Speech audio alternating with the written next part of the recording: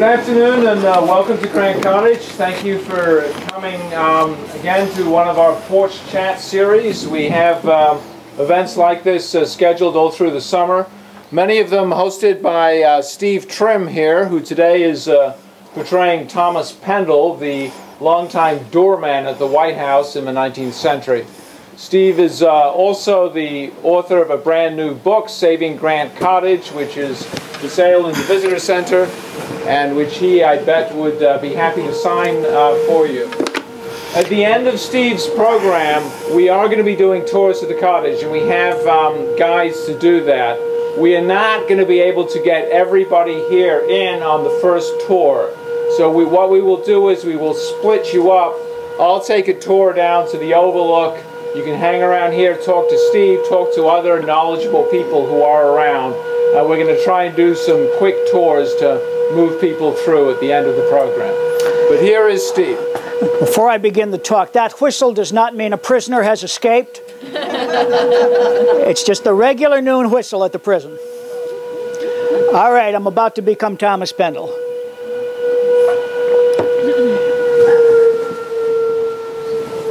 All right. My name's Thomas Pendle, and I am writing a book. I've never written a book in my life, and I've come here to ask for your help. I think I have many stories to tell, but I don't know which ones. So I want to relate a few anecdotes, see what you think. I might take a few notes. They might appear in my book, they might not. I think I have a lot of material to work with. I did work at the White House for close to 40 years. I thought it would only be logical to tell stories from every administration that I had a close-up view of, but then I thought, no. Here we are at Grant Cottage, where Ulysses S. Grant died. I should talk primarily about the Grant family. And I thought, no, that's not how I remember it. I remember three administrations as essentially a package.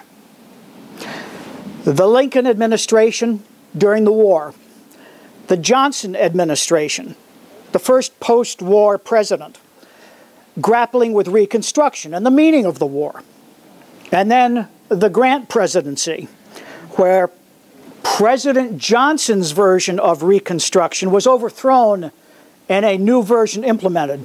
Reconstruction ended when President Grant left the White House. So I see these three as part of a unique historical period. I was an eyewitness to it, so I'll tell you a few stories from these three administrations: Lincoln, Johnson, and Grant. First of all, a little personal background. My grandfather came to America from Ireland. He settled in Alexandria, Virginia. My father fought in the War of 1812. He was badly wounded, in fact, at the Battle of Black Rock, which is not too far from Buffalo on Lake Erie. I was born in what is now Washington, D.C., and when I became a young man who could make his own decisions, I joined the Marine Corps. I was 23 years old. I was assigned to the warship Ohio, 74 guns. It was a monster. And we covered the landing at Veracruz during the Mexican War. And after the troops came ashore, the Marine contingent, we helped to overwhelm 3 forts on the Tuxpan River. Then the Ohio was refitted. We sailed around Cape Horn, landed on the west coast of Mexico, shocked the hell out of the Mexicans that we were on the west coast. But the war was just about over. And when the peace treaty was signed, California was now an American territory. So to show the flag, we sailed up along the Pacific coast and then out to the Sandwich Islands, the Hawaiian Islands, Samoa. We were, the Ohio was the gemstone in the crown of the Pacific Squadron. In my years as a Marine, I met some absolutely stalwart, brave, reliable, heroic men. And I met some despicable, evil, black-hearted men. I learned a lot about human nature. And a lot of it was not endearing, believe me. Nevertheless, after my discharge, I still craved danger, I did not mind violence particularly, and there seemed just two career paths open to me. Either I would become a criminal or I'd become a cop. So I became a cop. Went to work on the Washington, D.C. Metropolitan Police Force. By the start of the Civil War, I was a detective. And I will say as an aside that even in peacetime, Washington was infested with criminals. And during the war, it got worse. You may think that in wartime, law and order would be imposed everywhere. But I'm telling you, in wartime, much breaks down. And in Washington, the criminal element ran wild during the war. In any case, in 1864, 3 other detectives and myself were called into our supervisor's office. And he said, man, you're being reassigned. You're going to the White House. You're going to secure the building and you're going to protect the president. Now, the White House grounds always had a small contingent of soldiers there, but the house itself was virtually unguarded, so this was something new. The way it worked was the 4 of us were on staggered shifts. On any given day, one of us would be assigned to the front door of the White House, one would be assigned to the door to the president's office, a third would be roving through the building, and the 4th would be off duty. And as I say, we rotated. It was a perfect place for an eavesdropper, and I became that, I have to admit. So some of the stories I have to tell are perhaps things I shouldn't have heard, but I did, and I took notes. And whether or not they should be in a book, I'm really not sure. So I will tell you a few stories, see what you think, and maybe I'll include them and maybe I won't. Well, first of all, my first duty station was right outside the president's office. And very often, Mr. Lincoln would leave the building. He would walk over to the War Department. There's 2 or 3 blocks from the White House. He wanted to sit down with the telegraphers and get news from the front. And occasionally, he would sit there and he would talk via the telegraph with General Grant or William Tecumseh Sherman. I always walked with him on these outings. And in the daytime, it was nerve-wracking enough. Always there were people outside the White House gates wanting an audience with the president, wanting a favor. They would have notes, they would have petitions. And I would have to push through the crowd to get the president safely out to the street. And walking to the War Department in the daytime, as I say, was a challenge. But at night, it was truly frightening. We did have the gas lights, but at night, Washington was murky at best.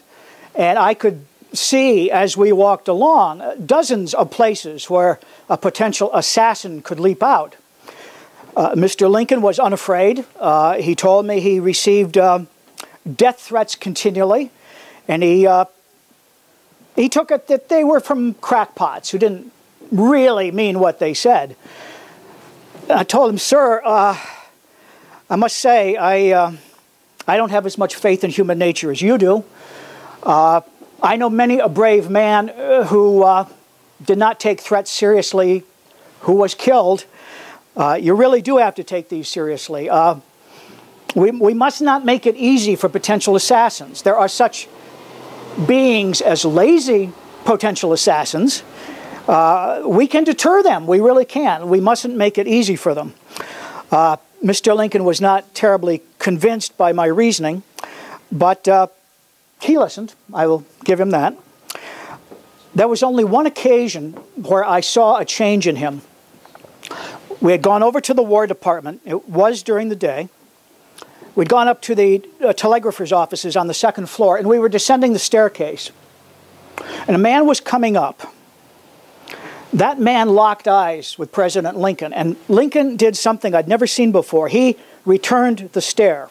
He kept his eyes fixed on this man. As the president went down the stairs and as the stranger went up, it was as if they were turning, keeping their eyes on each other. Well, we got outside the building, and I'd seen the scowl on the stranger's face, but I couldn't understand Mr. Lincoln's expression. He said, Pendle, I got a letter yesterday saying there would be an attempt on my life today. The letter gave a description of the man who wished to kill me, down to the clothes he would be wearing. The man we just passed on the stairs fit that description perfectly. I think that incident made Mr. Lincoln think twice about how safe he might be. Still, he did not follow my wishes nearly enough. It was, there were shadows over the man. There were shadows over the man. But I'll put that aside for the moment. One of the incidents that I'm not sure I should include in the book is this. I was at the president's door when Frederick Douglass arrived. Now, Frederick Douglass, you may remember, was an escaped slave. He was virtually self-educated, went on to publish his own newspaper, to help run the Underground Railroad before the Civil War. A fantastic orator, hated slavery, was a great abolitionist. Well, Mr. Lincoln had invited Frederick Douglass to the White House in 1864 for a reason I'm not sure you'll find credible. But I was in the room and I heard this. Mr. Lincoln said to Frederick Douglass, "Mr. Douglass, I am not going to be re-elected.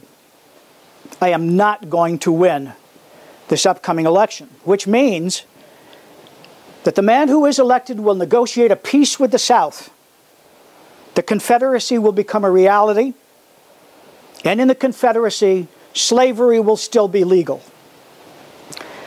Now, I know that by now, the slaves across the South have heard of the Emancipation Proclamation, and they are waiting for our armies to reach them and to liberate them. Mr. Douglass, it's not going to happen. I want you, if you are willing, to revitalize the Underground Railroad.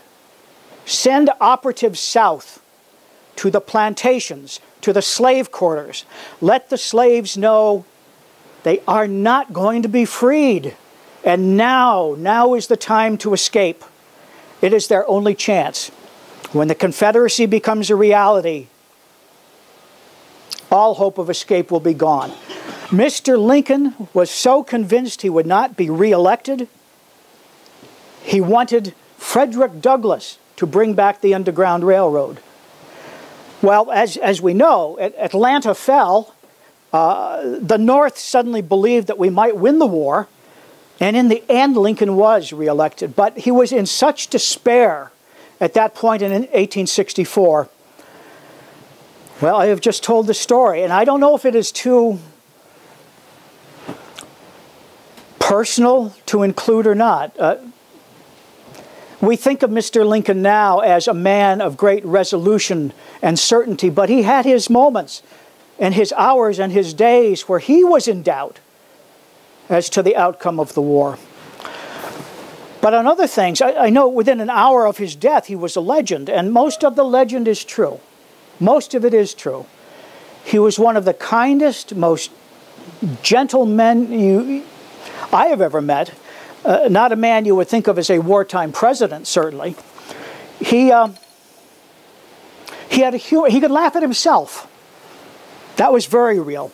I remember several portraits were painted of him while he was president. One was painted while I was there, and the artist unveiled it, and Mr. Lincoln stepped back and he examined it. He said, "You know, Pendle, this is the best portrait of me yet. Do you know why?" I said, "No, I don't." He said, "Because it is the most accurate. It is the most ugly." He could laugh at himself. He had a wonderful capacity for that. And he cared what his staff thought of him. Many presidents are arrogant. They do not care what their underlings think or feel. But Mr. Lincoln did. And I'll give you an example. He was visited by a politician who wanted to report on something Secretary Stanton had not done. Mr. Stanton had been given an order by the President, which he had not carried out. And this gentleman wanted to inform Mr. Lincoln that Stanton had failed on the job. This man, for want of a better term, was a tattletale. And Mr. Lincoln heard him out, and I want to get the quote right. I had to write it down later. Mr. Lincoln said to this gentleman that it was unseemly to criticize Mr. Stanton this way. He said to his visitor, "If you get your Bible and turn to the 30th chapter of Proverbs, the 10th verse, you will read these words, 'Accuse not a servant unto his master, lest he curse thee.'" The tattletale was offended, said there is no such verse, and stormed out. I thought nothing of it until the next day. I'm walking down one of the corridors in the White House. Mr. Lincoln is passing me. He stops. He says, "Pendle, don't move." He went into his private quarters and he came back out with a Bible. He said, "Please, sit down." So he sat down in one of the chairs in the hallway. And he said, "You know that quote that I gave the gentleman yesterday?" I said, "Yes." He said, "I was right. I was right." He opened up the Bible. He went to Proverbs, 10th verse, the 30th chapter of Proverbs, read it. He had it word for word. Here is the President of the United States combating the greatest rebellion this country has ever seen, and he's wanting me to be reassured that he knows his Bible. I found that extraordinary, that he would care what I thought, but he did. And he cared about what everyone in the White House thought. Now, a few examples of his ability to discern. Mr. Lincoln was very sensitive. He could read people very well. Now, these two stories happen to involve Irish women. That's purely coincidental. The first two had come into his office. Their husbands were in jail. The draft had been implemented in 1863. These men had refused to be drafted. They were in prison. And their wives were begging President Lincoln for pardons, to issue pardons for their husbands. Now, these families were from Pennsylvania, and the ladies were suggesting to the president that their husbands, having lived in Pennsylvania among the Quakers, who founded Pennsylvania, had absorbed the Quakers' values. The Quakers, as you know, for religious reasons, will not engage in any kind of violence, let alone send their young men to war. And the ladies were saying, our husbands were so influenced by this that is why they refused to be drafted. Now, Mr. Lincoln was very open to the thought that out of religious scruples, someone would not go to war. He did honor that. But he was a man of discernment. He asked the ladies what county they were from in Pennsylvania. He said, "Aha, that is a coal mining region, is it not?" "Yes, it is." "Is there any possibility your husbands are coal miners?" "Yes." "Is there any possibility that your husbands are also Irish, as you are?" "Yes." "Are they members of the Molly Maguires?" The Molly Maguires were a secret organization put together by the coal miners in Pennsylvania. Now, everyone knew, and the president certainly knew, that coal mining is dangerous, and that very often the owners of the mines will let dangerous conditions prevail and Too often the miners die in accidents that are preventable. The Molly Maguires had been formed by the Irish coal miners, originally to combat the mine owners, where they could not negotiate for better working conditions. The Molly Maguires resorted to terrorism.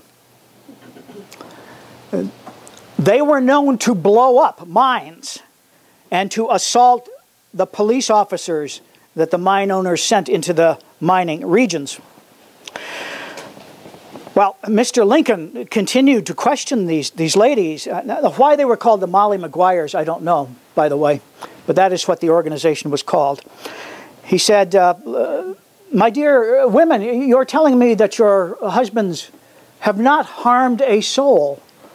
And perhaps that is true in their refusing to be drafted. But they are members of a terrorist organization which has sabotaged the coal mining industry, and we are at war. We are at war. We need coal for the war effort. It powers our trains and our warships. Young ladies, you are lucky your husbands were not charged with treason. I will not issue them pardons. I'm sorry. The other visitor, the other Irish woman, came in with a plea. She said, my husband is in the army, severely wounded. He's in a hospital near Fredericksburg. He's been there for months, and he is not getting better, and yet they are not discharging him. I believe I could take good care of him at home. Will you, Mr. President, arrange a discharge so that I can take him home? Lincoln heard her, the tone in her voice. Her husband could have been a malingerer. He could have been faking. But the president said, I will look into this. And if I can verify that your husband has been wounded and indeed has been hospitalized for such a long time, yes, I will arrange a discharge. He looked into it. It was all verified. He wrote out a pass. The woman went down to the hospital, and I thought there was a happy ending to the story. 3 weeks later, she was back, weeping, saying, Mr. President, I got to the hospital, and within 24 hours, my husband died. I have 2 sons in your armies. I couldn't get my husband home, and I am just in despair to think I may lose my boys as well. Would you consider discharging one of my sons, making sure I have someone with me?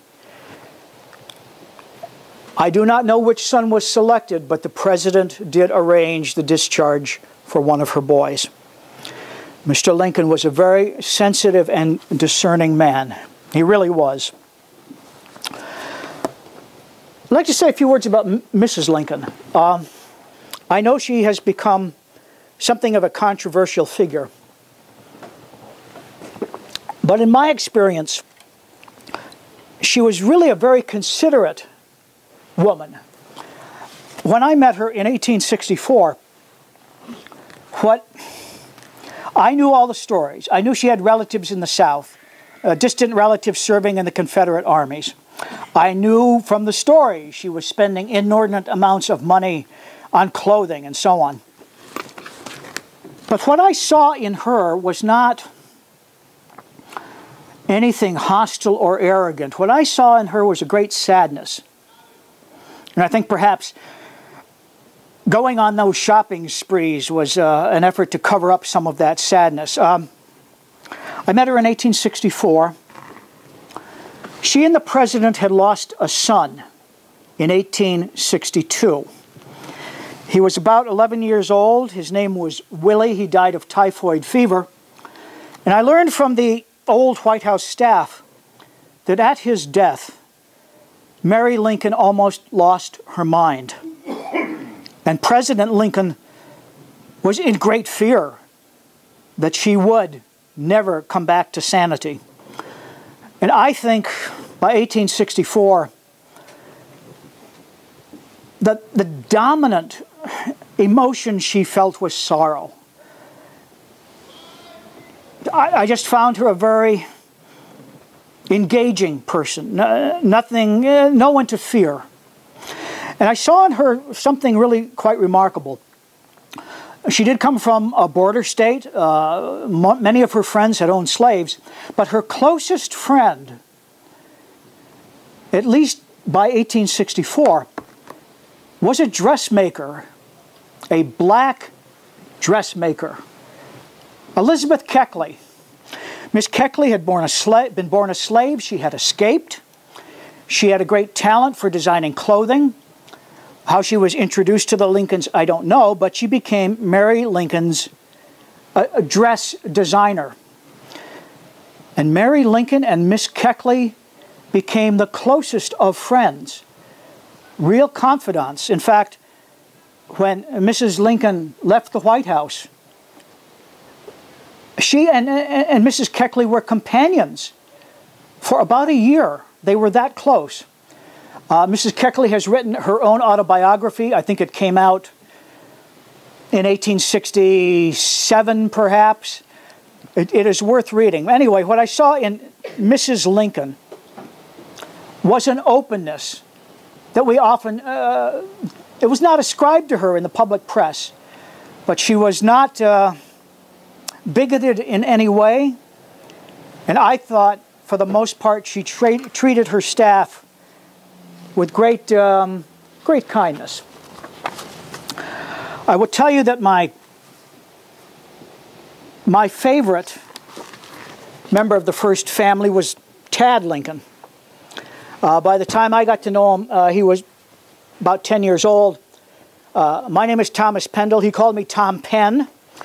Often I would be given the assignment to take him to children's plays at the National Theater, and we would get there, and inevitably Tad would have no money on him, and he would say, Tom Penn, lend me 10 cents so I can buy candy.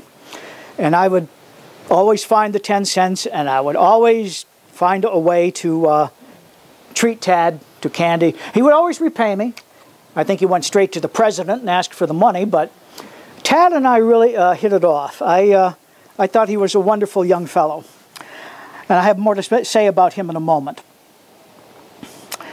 But about those periods when I was the president's bodyguard, there was an evening after Lee had surrendered to Grant, when a large crowd gathered on the White House lawn.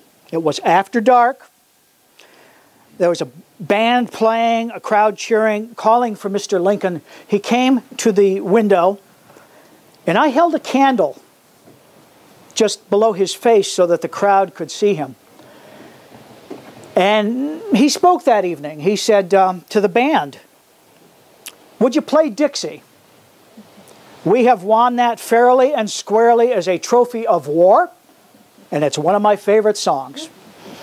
And they played it. He also talked about the peace and what he saw for the future. And he said, "I know that only white men can vote, but I believe that so many black men have fought and died for this country that we should consider letting the black man have the vote too." I knew there were thousands of people out there whom I could not see in the darkness. I knew President Lincoln was illuminated by the candle I was holding, and that he was a perfect target. And when he spoke those words, I thought a shot is going to come out of the darkness. None did. None did. But what we learned later, when the commission investigating the assassination took its testimony, what we learned was John Wilkes Booth was in the crowd on the lawn. And when the president spoke about giving soldiers the vote, he turned to one of his conspirators and he said, "By God, he's talking about giving the blacks citizenship. I'm going to put him through. I'm going to put him through." It was at that moment Booth decided to kill the man. He was on the lawn that night. Well, as to that terribly tragic evening, April 14th. The Lincolns had come out on the portico. Their carriage was pulling up to take them to Ford's Theater. Three of the detectives were on the porch. I had lately been reassigned. Now, we thought of ourselves by our duty stations. The front door, the door to the president's office, we thought of ourselves as doormen. But I had lately been reassigned. Mrs. Lincoln had had a quarrel with the detective assigned to the front door of the White House. And she had asked that I be reassigned there. So, my usual station at the president's side was taken by my companion, John Parker.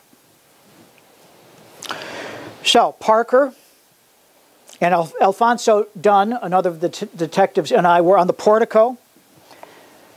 And I said, Parker, do you have your revolver? And Dunn spoke up, saying, Tommy, called me Tommy, Tommy, the war's over, haven't you noticed? The president's in no danger. I said, Dunn, you may think the war's over, but I'm sure there's some in this town that don't agree. The president has an armed escort to the theater, mounted men. Parker, make sure you have your revolver. You get down to the theater now, and you escort the president in. Well, that evening, about 10 o'clock, I was at the White House, and there was a pounding on the door. It was one of the soldiers who patrolled the grounds. And he said, Mr. Pendle, I've just heard that William Seward, Secretary of State Seward, has been murdered, that his throat has been cut. I said, no, you misunderstand. 2 weeks ago, the secretary was on a carriage ride. The horses ran away, the carriage flipped over. Secretary Seward was badly injured. The doctors thought perhaps his neck was broken. His jaw certainly was. He's now at home. He is in bed. There's contraptions of all sorts, making sure that he stays perfectly still. But you're confusing this incident from 2 weeks ago. His throat hasn't been cut. He just had a neck injury. Soldier went away. 15 minutes later, he's back at the door pounding, and he says, Mr. Pendle, it is not a rumor. Seward's throat has been cut. Something's happening. And I began to get very anxious for the president. It's now about 10:15.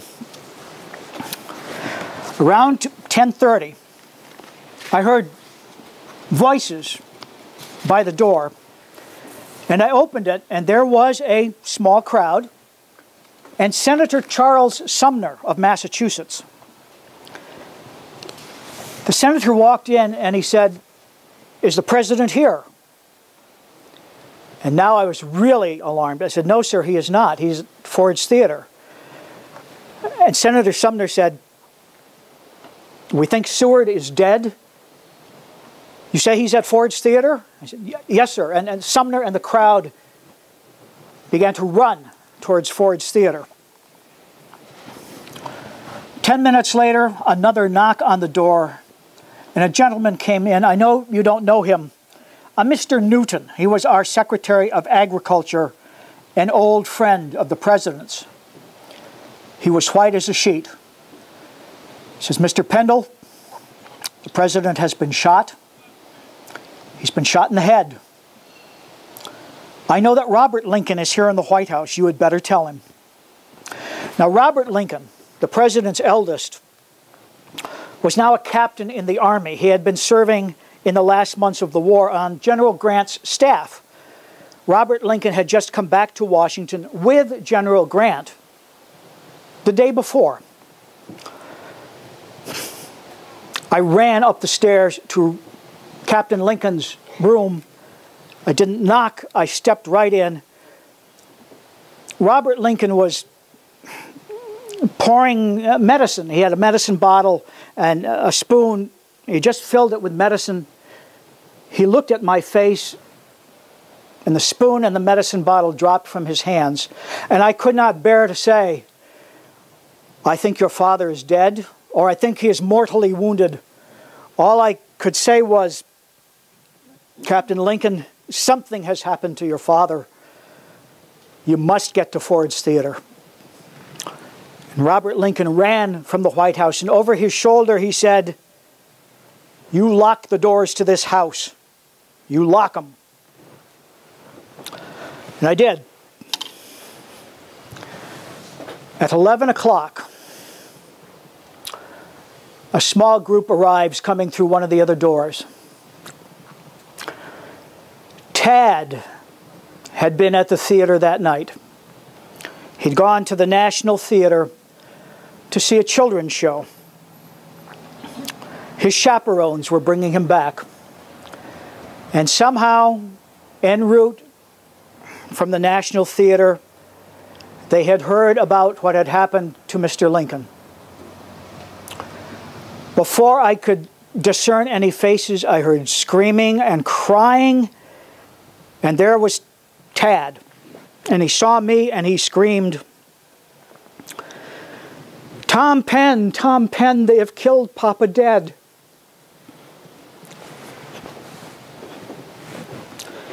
And he threw himself into my arms. The boy was hysterical for an hour. I couldn't calm him. But finally, about midnight, I got him upstairs to his bedroom, and I lay him down in the bed, and I lay down with him. And I held him in my arms. That, to me, was the worst moment of that horrific night, was seeing Tad. Poor Tad Lincoln. He died at 18. He went through too much. He went through too much. Well, the funeral train, as you know, President's body didn't go straight back to Springfield. The body was placed on the train and stopped in Philadelphia and New York and in Albany and then turned west. I was on the train. I was part of the official party. In Albany, I can tell you, 60 or 70 people passed the coffin a minute. At least 50,000 saw the president that night. I have no good memories from the funeral train, except one. We were in Indianapolis. Now you have to understand, people stood for hours in those lines to catch a glimpse of Mr. Lincoln. And it was true in Indianapolis. And a young lady who had stood for hours saw his face for only a split second. In great, I can't think of the right word, but she wanted to really gaze into that face. And she saw some of us standing near the coffin. Obviously, we were part of the official delegation. She stepped up to me. She said, "Sir, please, I need more time. I loved President Lincoln. I want to look at him. Is there any way you can arrange for me to do that?" I had a pass signed by Secretary of War Stanton. I could do that. I could step into the line and say, "Make room." And I did. And the young lady went twice back to the casket and stared down at the president, and like everyone else, wept. When I got back to Washington, there was a letter from her thanking me profusely for what I had done. A week later, I got another letter. It was rather in the nature of a love letter. But I was a happily married man, and I did not reply. I did not reply. But I have to say, as an old Marine, I very rarely got love letters, and I have treasured that. All right. Just a few more thoughts about Mrs. Lincoln. She stayed in touch as best she could with the staff after she left the White House. In July, for example, after she had left, she was in Chicago, and she sent a letter, and she included a note for me saying specifically, "Tad wants to know how you are, Mr. Pendle." Years later, the president who followed General Grant came into office in 1877. And as you know, Mrs. Lincoln was still alive in 1877. We're talking here, let me get this straight. We're talking specifically about the Hayes administration now. There was a visitor to see Mrs. Hayes, as it turned out, Mrs. Rathbone, who was a friend of Mrs. Lincoln's. It had been years now. It's 1877. And Mrs. Rathbone, I greet her. She says, are you Mr. Pendle by any chance? I said, well, yes, I am. She said, I have just been with Mrs. Lincoln. She wanted to know if you are still working at the White House. And she sends you her kindest regards and her love. I was very touched by that. And while I think of it, this Mrs. Rathbone, her maiden name was Harris. She was Miss Clara Harris of Albany, New York. She was Senator Harris's daughter, and she was engaged in 1865 to the man she ultimately married, Major Rathbone. It was Miss Harris and Major Rathbone who were in the presidential box that night with the Lincolns. This couple from Albany, New York, were at Ford's Theater. Tragically, Major Rathbone's failure to save the president preyed on his mind for the rest of his life. And on Christmas Eve of 1883, he snapped. He and his wife and his children were then living in Germany. He killed his wife. He might have killed his children, but that was prevented. He went insane and spent the rest of his life in an insane asylum in Germany. The couple was from Albany, New York. Well, Andrew Johnson, Lincoln's vice president, becomes president.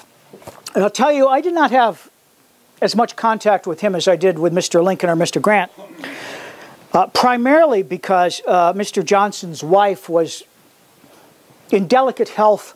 She could not really perform the duties of a first lady, and that fell to the president's daughter, who was then Mrs. Patterson.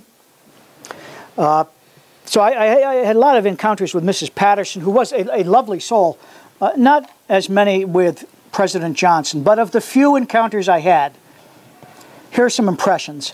I was very confused by Andrew Johnson. Individually, he seemed a wonderful man, and I'll give you some examples. On his birthday, he did not celebrate his birthday. He threw a party for 300 children who lived in Washington, invited them to the White House. I thought that was lovely of him. He did something no president had ever done before. It was the rule, the tradition, that for lunch, the White House staff had to fend for themselves. We would usually have an hour off for lunch and go to a restaurant in Washington. President Johnson set out a table stacked with food. We could help ourselves. No other president had thought to do that. I like that a lot. Well,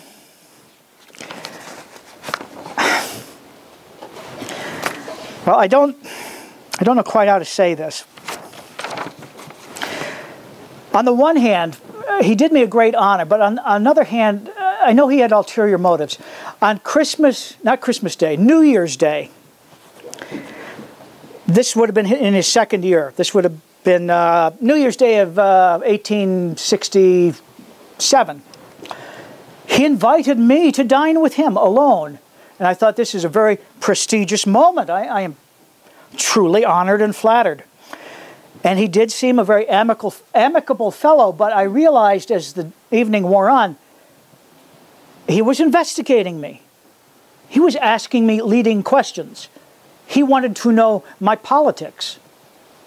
I had never uttered a political statement in my time at the White House, ever. But he was trying to pull this out of me. And I knew why. The previous autumn, there had been an off-year election in the District of Columbia. And on the ballot was a question: should black men be given the vote in the district? And a gossip at the White House had tiptoed up to the president and said, Mr. Pendle voted yes. He wants to give black men the vote. As it happened, I didn't vote in the election at all. I was out of town when it happened. But I knew why this gossip was saying what he did to the president. Andrew Johnson was one of the great racists who ever sat in the White House. He hated black people. He did not want to give them the vote. The essence of the quarrel over Reconstruction was about that. Yes, the slaves were free. The ending of slavery was a good thing. But Mr. Johnson's perspective was, if you give the black man the vote, he will come to power in the South. And the South, with all its faults, well, the Founding Fathers didn't create this country for anybody but the white race. We cannot let black people have the vote. We can't do it. Andrew Johnson was sounding me out on questions of race. Made me very uncomfortable. In the end, I told him nothing. And I did hear through the grapevine that the president went back to the gossip and he said, Mr. Pendle minds his own business. You should too. As I say, I had very mixed feelings about President Johnson. And it was on my watch guarding the president that I had a lapse which to this day I can't explain. It was the end of the day. A military officer had come into the White House. He was clearly a medical officer of some kind in his full uniform, a surgeon. He asked if he could see the president. And I told him it was after visiting hours. I did take his card. And at that moment, running into the room was one of the president's nieces, Miss Stover, age 15, very precocious. She grabbed the card from me, scampered out of the room, and she found the president and gave him the card. So within a moment, President Johnson walks into the East Room with the card in hand, puzzled expression on his face, and this military officer suddenly begins to snarl. He literally began to froth at the mouth. The man was a lunatic. He was a madman. He was there to do harm to the president. I did not know if he was armed, and I did not care. I wrapped him up and I wrestled him from the room. He, in fact, was not armed, but he was a big man. He could have done harm to the president. I usually, as a detective, I developed a skill where I could see these disturbed people before the depths of their disturbances became clear to others. In this case, I missed it, and I don't know how. I just mentioned that in passing. One morning, and I do find this one of the more amusing moments from the Johnson years, The president was up early. He looked out the White House window, and going by was the presidential carriage. And he wasn't in it, and neither was his wife. The man in charge of the stables and the carriages was a French-Canadian, believe it or not. His name was Nicholas, and I know that doesn't sound French, but he was French-Canadian. And the carriage is going by early in the morning. The president is puzzled. He asked me to look into it. As it turns out, on mornings when the carriage was not needed, Nicholas would take it out of the presidential stables, put a sign on it, "Taxi for hire," and he would be in the streets of Washington pretending to be a taxi. What can I say? And he did not last long after that particular morning. Mr. Johnson was not amused, and well, actually I was. I admit it. I was amused. All right, here's one of those stories that seems so personal and yet historically important. I don't know whether or not to include it in the book, and this is the story. President Johnson had been in titanic confrontations with Congress over Reconstruction. He wanted to give the old rebels all of their civil rights, and he wanted to make sure the freed slaves had none. He wanted to make sure that the former slaves were kept in virtual slavery. Congress was opposed to this. They battled month after month. In the end, the impeachment of Andrew Johnson would be on this question. But before it came to impeachment, the president called General Grant, who was still commander of the armies, into his office. The door was open a crack, and I listened. And Andrew Johnson said to Ulysses S. Grant, "General, I believe that Congress is acting unconstitutionally. They are thwarting my wishes at every move. It has gotten so bad, in effect, Congress is committing treason. I've taken it into my mind to dissolve Congress and to rule individually on an emergency basis." In other words, Johnson was saying, I want to become a dictator. He said, "General Grant, the only way this will work is if the Army stands with me. Will the Army stand with me?" And General Grant said, "No, sir, it will not." That was the beginning of the intense bitterness between Johnson and Grant. Grant was revolted by what Johnson was trying to do to the freed slaves. And General Grant knew that when the impeachment came up, it was a rigged game. It was United States senators who voted on the articles of impeachment. And as you know, Johnson was acquitted by one vote. One vote. I told you, Johnson's daughter was married to a Mr. Patterson, Senator Patterson. Senator Patterson should have excused himself from the vote. Clearly, there was a conflict of interest here. But he didn't. The vote, the game was rigged. Other senators sold their votes. Grant knew all of this. And so in the end, when Johnson was acquitted, and it looked like Johnson might run for a second term, Ulysses S. Grant said, "No, I have got to step in.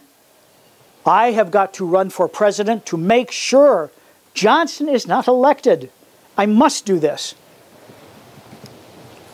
The bitterness was so deep that on Inauguration Day, when the general had been elected, the tradition, as you know, is that the outgoing president and the incoming president ride together in the same carriage. to the Capitol. Johnson would not get in the same carriage as Grant. He did not even go to the inaugural. As President-elect Grant is going to the Capitol building, outgoing President Johnson's getting into his own carriage and he's leaving town. That is how bitter the dispute became. But fundamentally, it was around issues that really mattered. Civil rights for the freed slaves and the extent of civil rights for the former rebels. And now I can talk about the Grant presidency. It's one of my happiest periods at the White House. The Grants, they were beloved.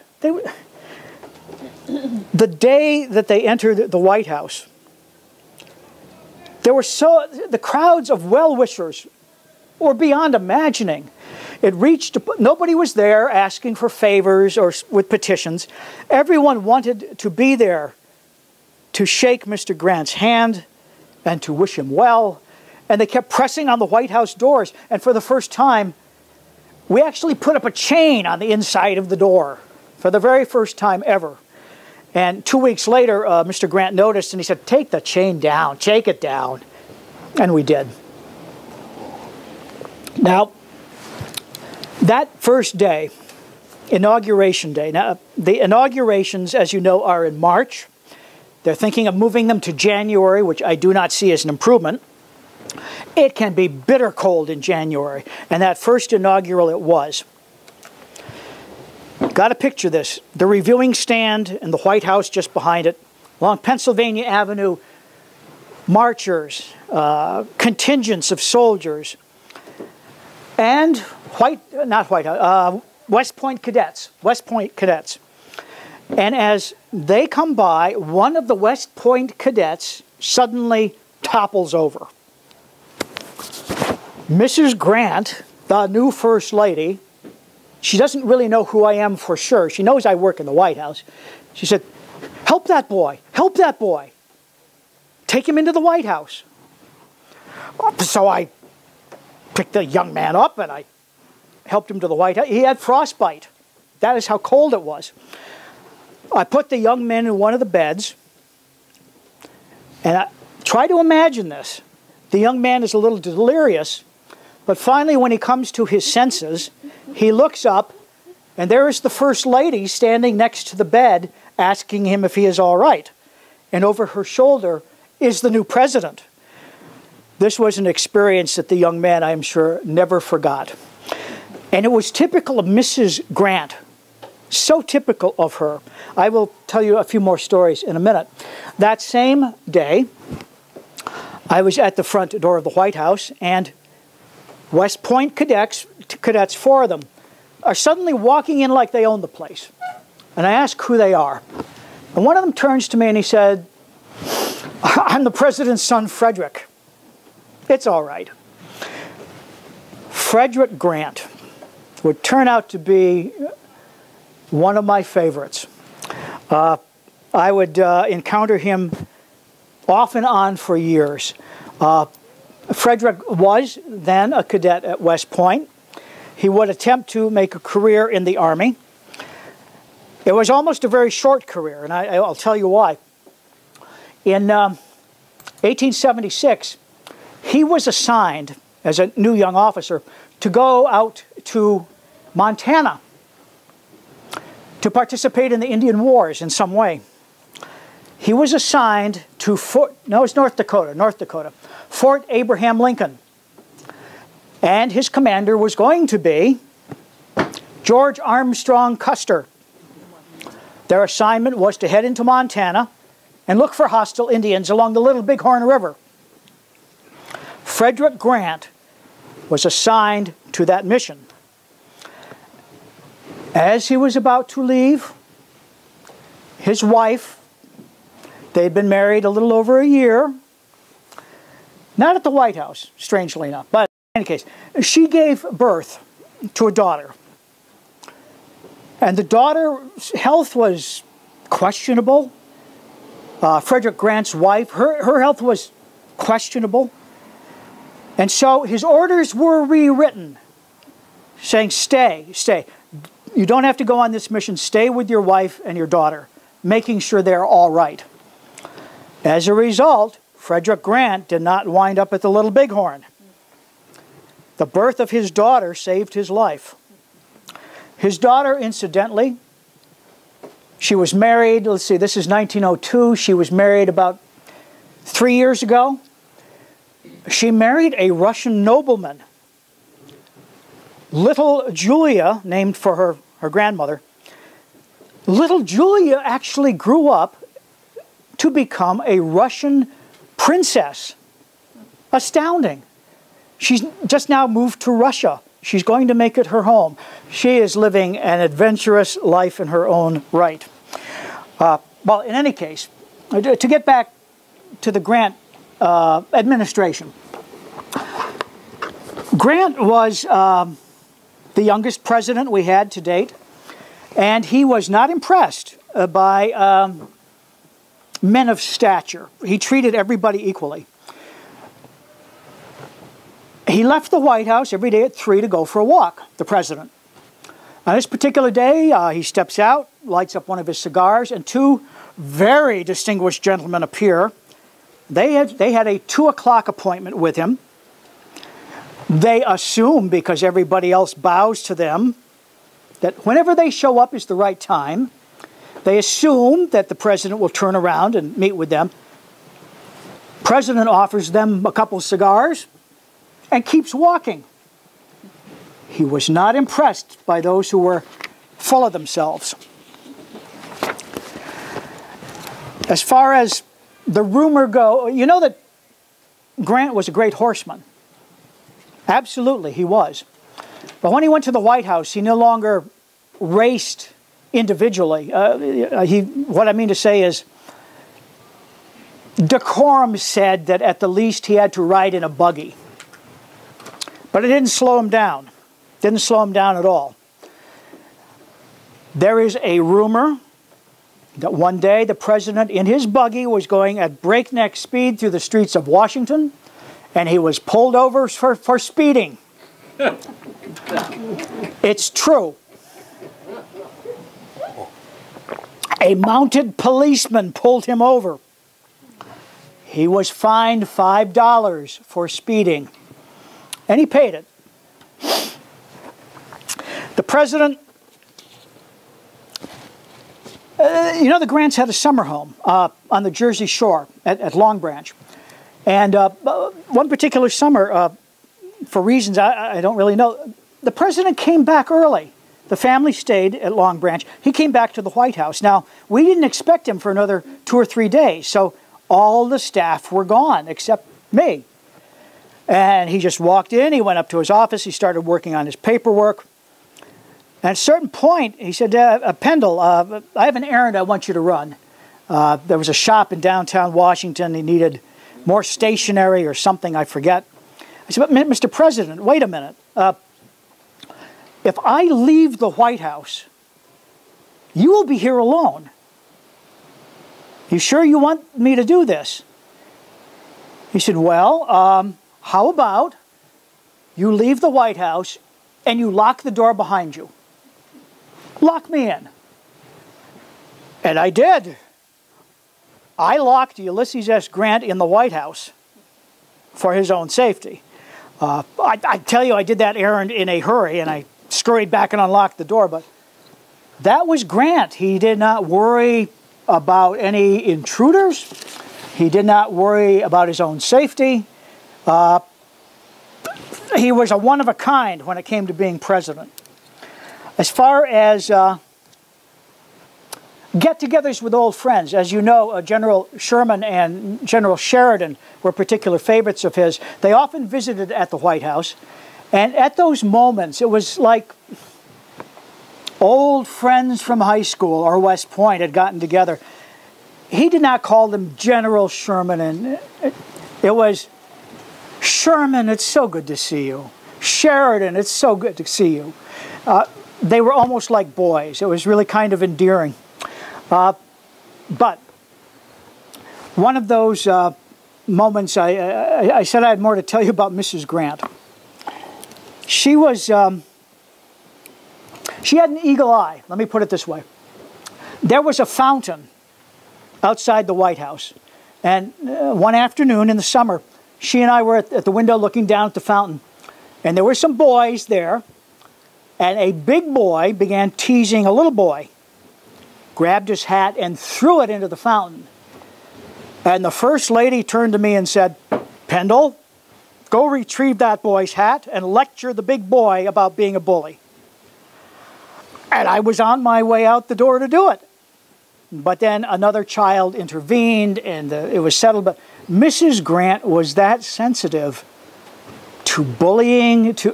She put on no airs either. She was a remarkable First Lady. In fact, as you know, the votes for women was becoming an issue at the time. And there were counter forces to that. There were women in America who were circulating a petition saying, "Our femininity will be affected if we are given the vote. We are opposed to it." A petition was being circulated to this effect. It was given to Mrs. Grant.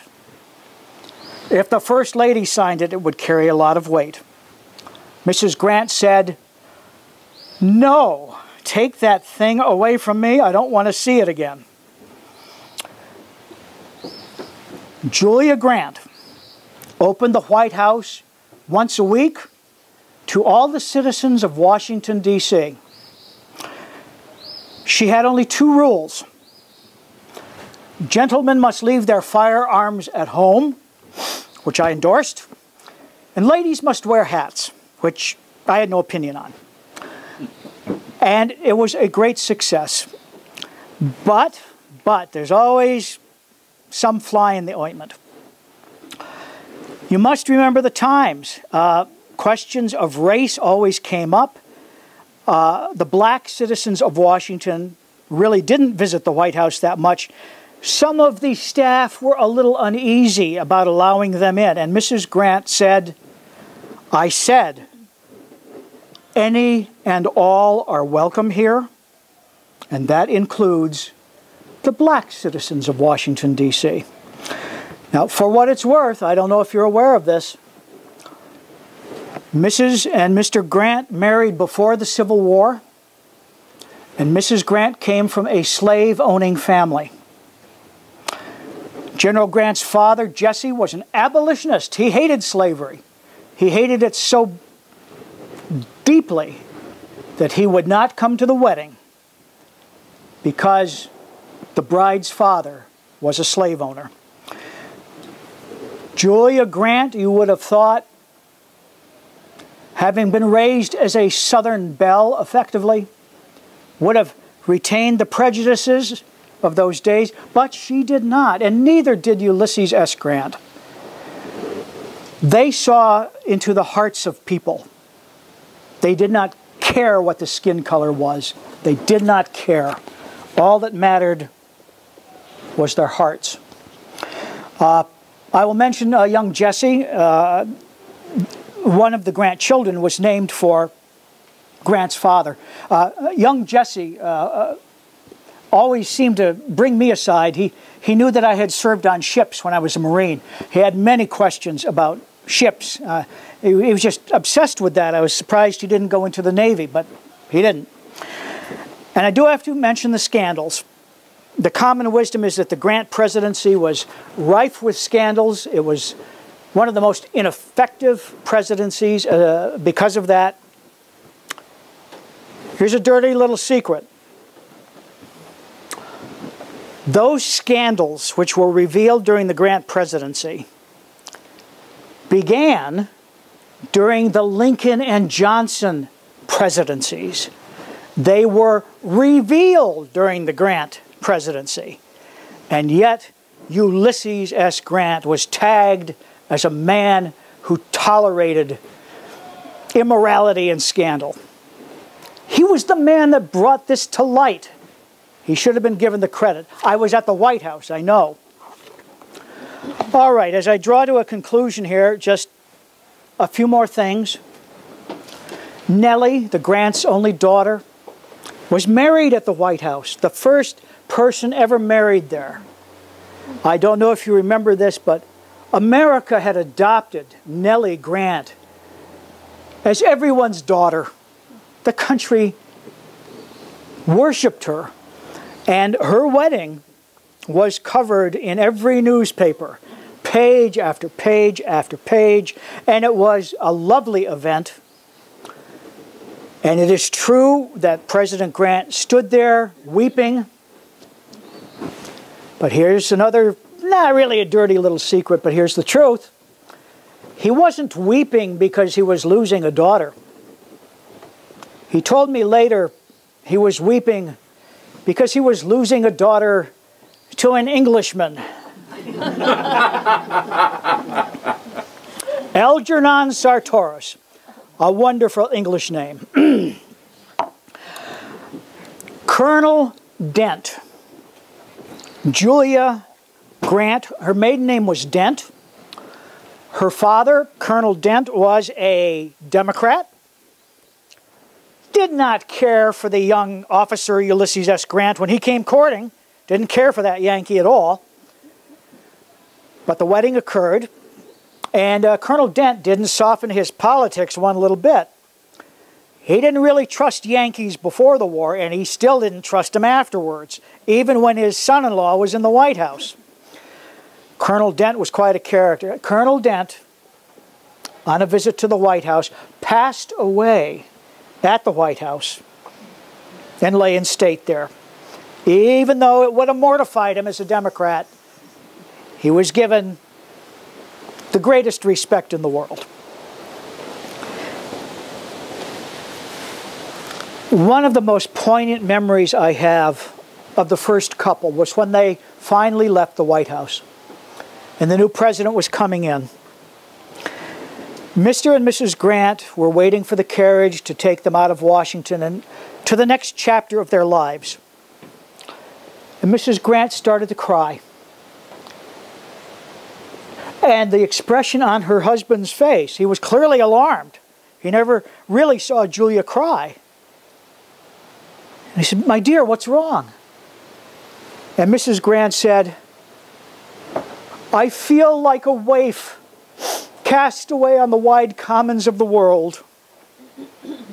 And Ulysses suddenly smiled and he said,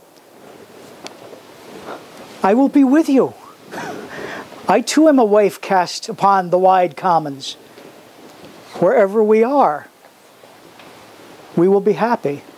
And it was true. They were utterly devoted to each other. They really were. The last time I saw Ulysses S. Grant, you know, after their White House years, he and Mrs. Grant went on an around-the-world tour. They had just come back. It was 1880. Ulysses and Julia Grant were in Washington for some reason, and suddenly at the door of the White House, there is General Grant. He says, "Mr. Pendle, I was hoping you'd be here. Can I impose upon you? I would like to see the East Room again." He didn't say why. I think it was because his daughter had been married there, and it was one of the few times when all of the family was there at a truly happy gathering.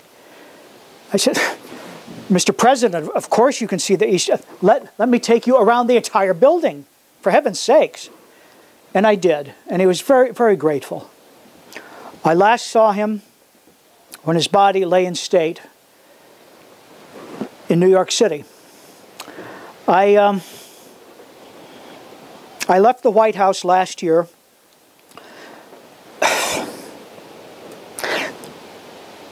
I was going to say, I think I've been through enough. There have been 3 presidential assassinations while I've been at the White House. I guess what I have suffered is nothing compared to what Robert Lincoln suffered. You know, that night Abraham Lincoln was killed. Maybe you don't remember this, but years later, Robert Lincoln was President Garfield's Secretary of War, and Robert Lincoln was walking next to Garfield to the Washington train station when Garfield was gunned down. Robert Lincoln was right there, right there. And then In 1901, just last year, when President McKinley was at the Panamanian Exposition in Buffalo, an assassin struck him down. One of McKinley's dearest friends was Robert Lincoln. Lincoln was en route to Buffalo to join McKinley. Thank God he didn't see what happened. But Robert Lincoln is still with us. He lives in Vermont now, as you know, over at Hildene, near Manchester. In any case, what I have gone through has not been anything compared to what Robert Lincoln has suffered. And Mary Lincoln, for that matter. You know, Robert had to institutionalize her.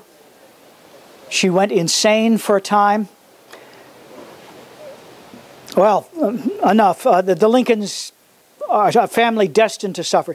What I have gone through has not been anything, but I have to say, when Mr. McKinley died and the new president, Teddy Roosevelt, came in, I thought, now is the time for me to leave.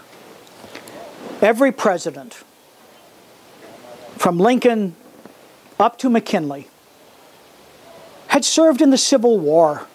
Every president was a Civil War veteran. Teddy Roosevelt is the next generation. He's got bright ideas. He's full of energy. And I think while we must always, always honor those who served, I know it's a cliche, but served so gallantly and nobly in our Civil War, it is time for a new generation to take over. I am glad Teddy Roosevelt is in the White House. And I look forward to what the new century will bring us. I have memories of the White House. I can walk through every room. And I associate little objects here and there with the different presidents. Oddly enough, nothing with Mr. Johnson. Nothing at all. But with Mr. Lincoln, in the green room, there's a little Japanese vase that Mrs. Lincoln had picked out. And in the family quarters, again, it's a couple of blue vases that Mrs. Grant picked out. I don't know why I remember these things, but they are beautiful objects, and I think perhaps I associate them with people that I found beautiful. Well, thank you. You've given me an airing for some of these stories, and I will try to include some of them in my book. Thank you very much.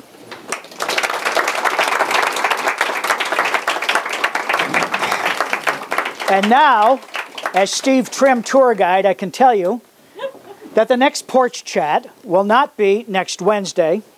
It will be Sunday, July 8th at 1 o'clock. I will be portraying Oliver Clark, the first caretaker of the cottage after Grant died. Oliver Clark was a Union veteran, captured at the Battle of Cold Harbor, and imprisoned at Andersonville. And we have, at Grant Cottage, his 40-page handwritten account of being a POW at Andersonville. Come on that Sunday and you'll hear it from his own lips.